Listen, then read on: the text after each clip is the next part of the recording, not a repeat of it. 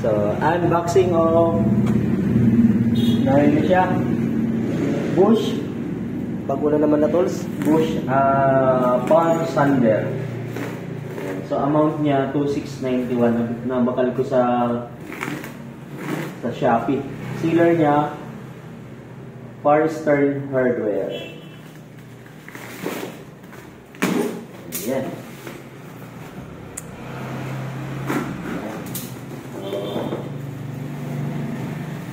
Right.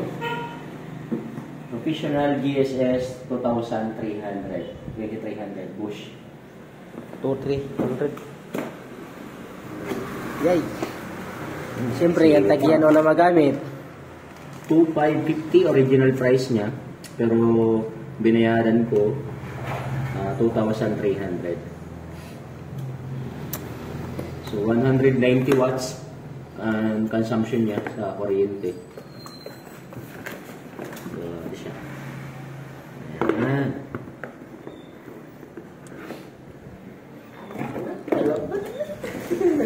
Uy, may sabay na liha. Ayan, so nunit tukat na nagbakal ako sa liha.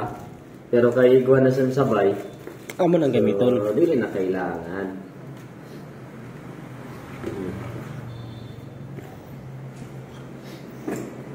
Testingan ba? Linis na ako. Yan nga din na. Yan. Ada naman kita sa praktisan.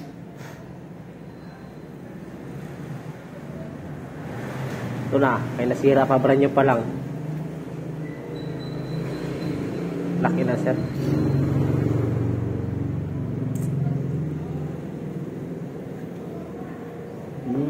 Okay. Ipit daw. Ipit. Angat lang ini siya. Ayan. So, Testingan. yan. Iangat ini siya. Angat. Okay. Tapos, angat din.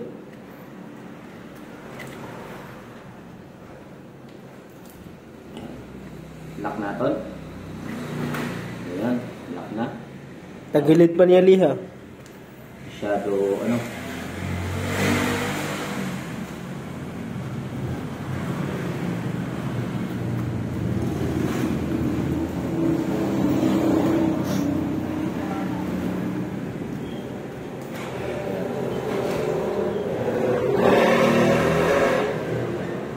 Ayan. Angat naman.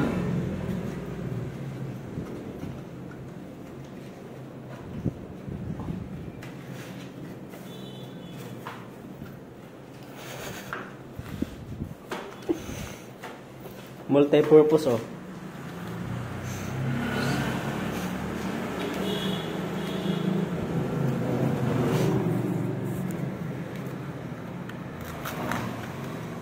Ini sir, angat. Okay. Okay. So, yun na siya. Panlock sir. Tapos, lock.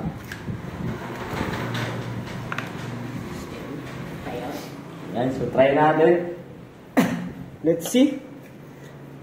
Let me see. Sabi na Ashley, just wait. Just wait for me. May I see? Ganda mo, isang ipang babakal na So, gamit. 190 watts, Bosch Professional GSS 2300. Yan, so try natin. Power button niya, push lang. O grip lang. Ayan. So, example, bawal na corner.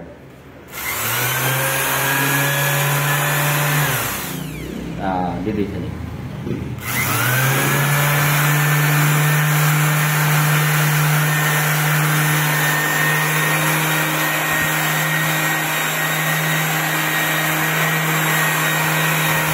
So,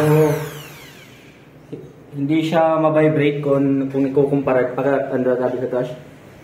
So mayroon ako dito ng dating sander. Ito.